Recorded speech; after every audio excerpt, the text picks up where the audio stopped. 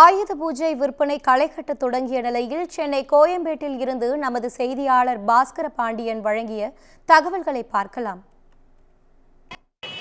ஆயுத பூஜை மற்றும் விஜயதசமியை முன்னிட்டு சென்னை கோயம்பேட்டில் சிறப்பு சந்தையானது கடந்த 26ஆம் தேதி முதல் அக்டோபர் 5ஆம் தேதி வரையானது ஏற்பாடு செய்யப்பட்டிருக்கிறது.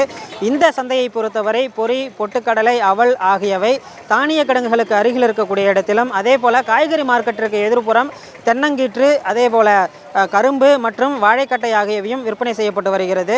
பொரி பொட்டுக்கடலையை பொறுத்தவரை பொரி ஒரு மூட்டை 400 ரூபாயிலிருந்து 450 ரூபாய் வரையும், பொட்டுக்கடலை பொறுத்தவரை சின்ன படி 150 ரூபாய்க்கும், அவல் மற்றும் வெல்லம் ஆகியவை படி ஒன்றிற்கு 120 ரூபாய்க்கும் விற்பனை செய்யப்பட்டு வருகிறது.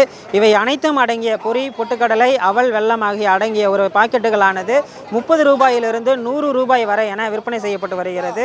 தென்னங்கீற்றுகளை பொறுத்தவரை 50 தோரணங்கள் கொண்ட ஒரு கட்டானது 120 ரூபாய்க்கும், அதேபோல் 150 வரையும் கூட இந்த தென்னங் தோரணமானது விற்பனை செய்யப்பட்டு வருகிறது. வாழைக்கட்டை பொறுத்தவரை 80லிருந்து 160 ரூபாய் வரை விற்பனை செய்யப்பட்டு வருகிறது. கரும்பு ஒரு கட்டு 300 ரூபாய்க்கும், பூசணிக்காயை பொறுத்தவரை கிலோ 25 ரூபாய் முதலும் விற்பனை செய்யப்பட்டு வருகிறது.